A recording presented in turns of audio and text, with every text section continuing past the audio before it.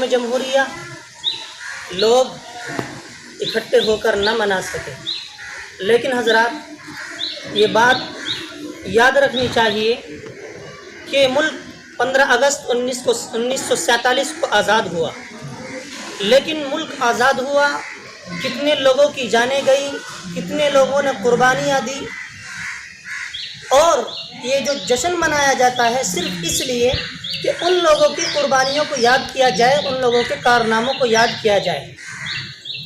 1857 کی جنگ آزادی میں 2 محاذ بنائے گئے، ایک محاذ امبالہ جس کی قیادت حضرت مولانا جعفر تھانیسری کے پاس تھی، دوسرا محاذ شاملی جس کی قیادت حضرت حاجی امداد اللہ مہاجر مکی کے پاس تھی۔ اسی 1857 کی جنگ آزادی میں مولانا رشید احمد گنگوہی زخمی ہوئے، مولانا قاسم نانوتوی زخمی ہوئے، حافظ ضامن شہید ہوئے۔ اسی 1857 کی جنگ آزادی میں تقریباً 2 لاکھ مسلمان شہید ہوئے، اور ان 2 لاکھ میں سے 51,000 صرف علماء کرام تھے۔ اگر تاریخ پڑھی جائے تو پتہ چلتا ہے کہ دہلی کے چاندنی چوک سے لے کر کے لاہور تک، دہلی سے لے کر کے میرٹھ تک، میرٹھ سے لے کر کے مراد آباد تک، اور دہلی سے لے کر کے پنجاب تک کوئی ایسا درخت نہیں تھا کہ جس میں علماء کی گردنیں نہ لٹکی ہوں، جس میں مسلمانوں کی لاشیں نہ لٹکی ہوں۔ 51,500 علماء کرام کو پھانسی دے دی گئی، اور 1861 میں تقریباً 3 لاکھ قرآن کریم کے نسخے بدبخت انگریزوں نے جلا ڈالے، اور اسی وقت سے علماء کو مٹانے کا فیصلہ ان لوگوں نے کر لیا تھا۔ لیکن 1864 سے لے کر 1867 تک ان 3 سالوں میں تقریباً 13,000 علماء کو تختہ دار پر لٹکا دیا گیا تھا۔ انگریز مورخ ٹامیسن کہتا ہے کہ لاہور کی جامع مسجد میں انگریز نے ایک پھانسی کا پھندا بنا رکھا تھا، اس میں ایک دن میں 80 علماء کو پکڑ کر کے پھانسی کے پھندے پر لٹکا دیا جاتا تھا۔ لاہور کی دریائے راوی میں، یعنی دریائے راوی میں انگریز ایک دن میں 80 علماء کو بوریوں میں بند کر کے دریائے راوی میں ڈال دیتے تھے۔ انگریز مورخ ٹامیسن لکھتا ہے کہ علماء کو سوروں کی کھالوں میں بند کر کے تندوروں میں ڈال دیا گیا، علماء کو تانبے سے داغا گیا۔ چنانچہ اکابرین علماء دیوبند نے نہ جانے کتنی قربانیاں جھیلی ہیں، لیکن آج ہم مسلمانوں کو کیا ہو گیا؟ نوجوانوں کو کسی کو یہ نہیں معلوم کہ شیخ الہند کون تھے، امام الہند کون تھے، کون مالٹا کی جیل میں گیا، کون کالا پانی کی سزائیں کس نے جھیلی ہیں، کسی کو نہیں معلوم۔ ہاں، ہمیں کسی سے کیا شکایت اور ہمیں کسی سے کیا شکوہ؟ شکایت تو اپنوں سے ہے، اپنوں کے ستم ہم سے بتائے نہیں جاتے، اپنوں کے ستم ہم سے بتائے نہیں جاتے، یہ حادثے تو وہ ہیں جو سنائے نہیں جاتے۔ آپ جانتے ہیں کہ حکومتی سطح پر کن لوگوں کو یاد کیا جاتا ہے؟ اللہ ماشاءاللہ لے دے کے مولانا ابوالکلام آزاد کا نام لے لیا جاتا ہے۔ اس کے علاوہ شیخ الہند مولانا محمود الحسن دیوبندی کو بھلا دیا گیا، شیخ الاسلام مولانا حسین احمد مدنی کو بھلا دیا گیا، امام الہند مولانا ابوالکلام آزاد کو بھلا دیا گیا، مجاہد ملت مولانا حفظ الرحمان سیوہروی کو بھلا دیا گیا، مولانا عطا اللہ شاہ بخاری کو بھلا دیا گیا، شہید اشفاق اللہ خاں کو بھلا دیا گیا۔ وہی شہید اشفاق اللہ خاں کہ جس نے انگریزوں کے دانت کھٹے کر دیے تھے اور یوں کہا تھا، سرفروشی کی تمنا اب ہمارے دل میں ہے، سرفروشی کی تمنا اب ہمارے دل میں ہے، دیکھنا ہے زور کتنا بازوئے قاتل میں ہے، وقت آنے دے بتا دیں گے تجھے اے آسماں، ہم ابھی سے کیا بتا دیں کیا ہمارے دل میں ہے۔ یہ وہ مسلمان تھے کہ جنہوں نے نہ جانے کتنی قربانیاں دی ہیں اس ملک کو آزاد کرانے میں، لیکن سب کو بھلا دیا گیا۔ غلطی ہماری یہ ہے کہ ہم اپنے اکابرین، اپنے بڑوں اور اپنے بزرگوں اور اپنے اسلاف کی تاریخ کو یاد نہ رکھ سکے اور محفوظ نہ رکھ سکے۔ دشمن تو مٹانے کی کوشش کرتا ہے، لیکن اس کو محفوظ رکھنا اور اس کو یاد کرنا ہماری ذمہ داری تھی۔ اس لیے ضرورت اس بات کی ہے، ہماری نوجوان نسلوں کو اور ہر مسلمان کو یہ پتہ ہونا چاہیے کہ کتنے مسلمانوں نے اس ملک کو پروان چڑھانے میں اپنی جانوں کا نذرانہ پیش کیا تھا۔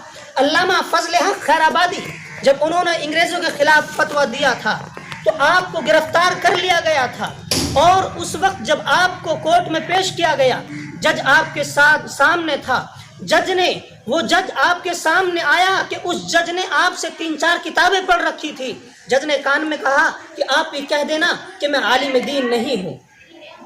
چنانچہ وہ جب جج اپنی کرسی پہ بیٹھا تو مولانا فوراً کہہ اٹھے کہ یہ اپنی پہچان بھول گیا ہے، میں وہی شخص ہوں کہ میں نے ہی انگریزوں کے خلاف فتویٰ دیا ہے اور میں ایک عالم دین ہوں۔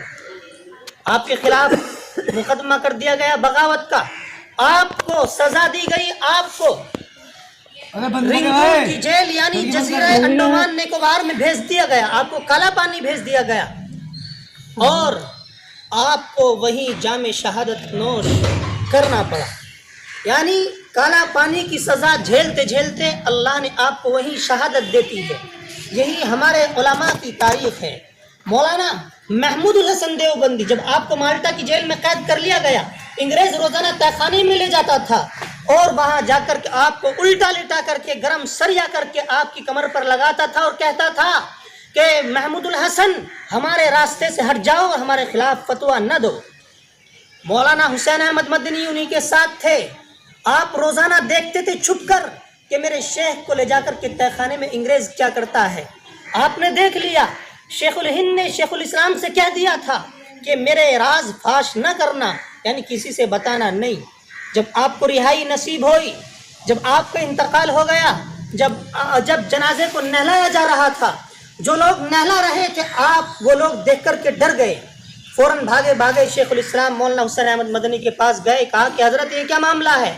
کہا کہ میرے شیخ نے منع کر دیا تھا کہ میرے راز فاش نہ کرنا، انگریز روزانہ تہہ خانے میں لے جاتا تھا اور آپ کی کمر پر گرم سریا لگاتا تھا اور آپ سے کہتا تھا کہ شیخ الہند ہمارے راستے سے ہٹ جاؤ، لیکن میرے شیخ یہ کہتے تھے، وہ انگریز کے بچے سن لے، یہ سر ایک خدا کے سامنے جھکتا ہے، یہ کافروں کے سامنے سر نہیں جھکتا۔ لیکن آج میرے شیخ دنیا سے چلے گئے، میں آج بتا رہا ہوں کہ میرے شیخ کے ساتھ انگریز یہ معاملہ کرتے تھے۔ اور اسی طریقے سے مولانا جعفر تھانیسری، آپ کو دہلی سے گرفتار کر لیا گیا اور اس وقت دہلی کے اندر 500 مدرسے تھے، انگریزوں نے سب پر بلڈوزر چلوا دیا تھا۔ اور شاہ عبدالعزیز محدث دہلوی وہ شخصیت ہے کہ جنہوں نے سب سے پہلے انگریزوں کے خلاف فتویٰ دیا تھا کہ انگریزوں کی فوج میں بھرتی ہونا حرام ہے۔ بس وہیں سے آزادی کی چنگاریاں اٹھنے لگی۔ ان کے والد شاہ ولی اللہ محدث دہلوی کا ایک مدرسہ تھا اور انگریز نے سب سے پہلا وہ پرانا اور سب سے بڑا مدرسہ تھا، اسی کو ختم کر دیا تھا، اسی کو نیست و نابود کر دیا تھا۔ مولانا جعفر تھانیسری کو جب گرفتار کر لیا، ان کے اور بھی ساتھی تھے، آپ کو لاہور لے جایا گیا اور تقریباً تکلیف دہ سفر 3 مہینے میں جا کر کے پورا ہوا۔ انگریزوں نے جب آپ کو گرفتار کیا تو ٹرین میں چھوٹے چھوٹے کیبن بنوائے ڈبے میں اور ان کیبنوں میں کیلیں ٹھکا دی، اور وہ جو ٹرین کا ڈرائیور تھا جان بوجھ کر کے جھٹکے لیتا تھا کہ جس سے کیلیں ان کے جسموں کے اندر گھس جائے۔ مولانا بیان فرماتے ہیں کہ ہمارا پاخانہ بھی وہیں، پیشاب بھی وہیں، اور جسم سے خون پیپ بہہ رہا تھا، اور ٹرین جب چلتی، جب جھٹکا لیتی، وہ کیلیں ہمارے جسموں کے اندر گھس جاتی۔ تقریباً تکلیف دہ سفر 3 مہینے میں جا کر کے پورا ہوا۔ جب ہم لاہور پہنچے، جب ہمیں اتارا گیا ٹرین سے، تو وہ انگریز جو جیل کا انچارج تھا بہت بڑا ظالم تھا، اس نے کہا یہ ملا بہت آسانی کے ساتھ سفر کر کے یہاں تک آ گئے ہیں، چنانچہ انہیں گرفتار کر لیا جائے اور انہیں سزائے موت دے دی جائے گی کل۔ جب آپ کو سزائے موت کی خبر ملی تو آپ ہنسنے لگے۔ ایک پولیس والا آیا اور جا کر کے اس نے جیل کے انچارج سے کہا کہ تو ہنس رہے ہیں، اور پھر اس نے کہا کہ ہم انہیں ایسی موت ہرگز نہیں دے سکتے کہ جن سے ان کے چہرے پر ہنسی ہو، مسکراہٹ ہو۔ کہا کہ جاؤ کینچی لے کر کے ان کی داڑھی کو کاٹا جائے۔ وہ ایک پولیس والا آتا ہے، آ کر کے آپ کی داڑھی کو کاٹتا ہے، آپ رونے لگتے ہیں داڑھی کو ہاتھ میں لے کر کے۔ وہ پوچھتا ہے کہ ابھی تو کچھ بھی نہیں ہوا، جب کل تمہیں پھانسی کی سزا سنائی گئی تھی تو تم ہنس رہے تھے، اور ابھی تو داڑھی کاٹی گئی ہے ابھی رو رہے ہو۔ کہا کہ میں اس لیے ہنس رہا تھا کہ اگر ہمیں پھانسی دے دی جاتی، ہمیں جام شہادت نوش کر لیتے، ہمیں شہادت مل جاتی اور ہم اپنے مالک حقیقی سے جا کر مل جاتے، لیکن میں اس لیے رو رہا ہوں کہ داڑھی میرے پیارے حبیب صلی اللہ علیہ وسلم کی سنت ہے، یہ داڑھی مجھ سے پہلے شہید ہو گئی، ہونا تو یہ چاہیے تھا کہ اس داڑھی سے پہلے میں شہید ہوتا۔ چنانچہ آپ کو کالا پانی کی سزا کا حکم دے دیا گیا۔ کہا کہ کل انہیں جزیرہ انڈمان نکوبار یعنی رنگون کی جیل میں بھیج دیا جائے گا۔ یہ وہ جیل تھی، اس وقت پوری دنیا میں سب سے خطرناک سزا یہاں دی جاتی تھی، اور وہاں بڑے بڑے رئیس لوگ بھی، ان لوگوں کو بھی لکڑیاں کاٹنی پڑتی تھی، نہ جانے کیسی کیسی سزائیں انگریز دیتے تھے۔ چنانچہ آپ کو جب کالا پانی بھیجا جا رہا تھا، انگریز نے سازش کے تحت آپ کی بیوی کو بلایا، آپ کے بچوں کو بلایا، اور بیوی بچوں کو سامنے کھڑے کر دیا۔ مولانا کہتے ہیں کہ اس سے بڑا صبر کا ہمارے لیے کون سا وقت ہوتا۔ میری بیوی رو رہی تھی، میرا چھوٹا سا معصوم سا بچہ رو رہا تھا، اور یہ کہہ رہا تھا کہ ابا جان تم یہ کیوں نہیں کہہ دیتے کہ ہم فرنگی غدار نہیں ہیں، اور یہ کہہ کر کے ہمارے ساتھ گھر واپس کیوں نہیں چلتے؟ اس لیے کہ انگریز یہ کہتے تھے اگر یہ کہہ دیتے ہیں کہ ہم فرنگی غدار نہیں ہیں، ہم انہیں رہا کر کے تمہارے ساتھ بھیج دیں گے۔ مولانا کہتے ہیں کہ میں نے اپنی بیوی کی طرف اشارہ کیا کہ چھوٹے سے معصوم سے بچے کو چپ کرو، وہ بچہ چپ ہوا، اور میں نے کہا کہ اگر زندگی رہی تو واپس آ کر کے ملاقات ہوگی، اگر زندگی نہ رہی تو کل قیامت کے دن ملاقات ہوگی۔ اس وقت جب آپ کو کالا پانی بھیجا جا رہا تھا تو آپ نے یہ شعر پڑھا تھا، مستحق دار کو حکم نظر بندی ملا، مستحق دار کو حکم نظر بندی ملا، کیا کہوں کیسے رہائی ہوتے ہوتے رہ گئی۔ جب آپ کو کالا پانی بھیجا جا رہا تھا تقریباً آپ نے 18 سال کالا پانی کی سزائیں جھیلی ہیں۔ 18 سال تک آپ کو انگریز نے کالا پانی میں قید رکھا، جزیرہ انڈومان نکوبار میں۔ جب آپ کو 18 سال کے بعد رہائی ملی تو آپ وہاں سے مظفر نگر سہارنپور کا دورہ کرتے ہوئے آپ اپنے آبائی وطن یعنی پنجاب کے اندر امرتسر، مولانا جعفر تھانے سری ان کا نام ہے، تھانے سری میں پہنچے، اور وہاں جا کر کے لیکن پھر بھی وہ بیچارہ بوڑھا آدمی، بزرگ آدمی کہاں تک اتنا درد اپنے دل کے اندر سموتا، آپ نے پھر بھی انگریزوں کے خلاف جنگ جاری رکھی، اور پھر آخر وقت میں جب آپ کا انتقال ہوا، جب بھی آپ نے ایک شعر پڑھا تھا، کہکشاں جگنو کرن افشا ستارے چاندنی، کہکشاں جگنو کرن افشا ستارے چاندنی، سب ہمارے نقش پا کو دیکھتے رہ جائیں گے۔ حضرات یہ اکابرین علماء دیوبند تھے، اس کے علاوہ نہ جانے کتنے مسلم مجاہدین ایسے ہیں کہ جنہوں نے جنگ آزادی میں اپنی جان کا نذرانہ پیش کیا ہے۔ یہ تو بڑے بڑے اکابرین علماء دیوبند تھے، مولانا محمود الحسن دیوبندی، مولانا حسین احمد مدنی، مولانا قاسم نانوتوی، مولانا جعفر تھانے سری، حافظ ضامن شہید، اور اسی طریقے سے مولانا اشرف علی تھانوی، یہ تو بڑے بڑے اکابرین علماء دیوبند ہیں۔ شاہ عبدالعزیز محدث دہلوی 1857 کی جنگ آزادی، اس سے پہلے بھی سید اسماعیل شہید۔ چنانچہ ہماری تاریخ کو بالکل بھلا دیا گیا، اس لیے ضرورت اس بات کی ہے، ہمیں معلوم ہونا چاہیے کہ ہمارے لوگوں نے، مسلمانوں نے کتنی قربانیاں اس ملک کو سجانے میں، سنوارنے میں، آزاد کرانے میں دی ہے، اور اسی طریقے سے آپ کے علاقے کی ایک پوری تاریخ ہے۔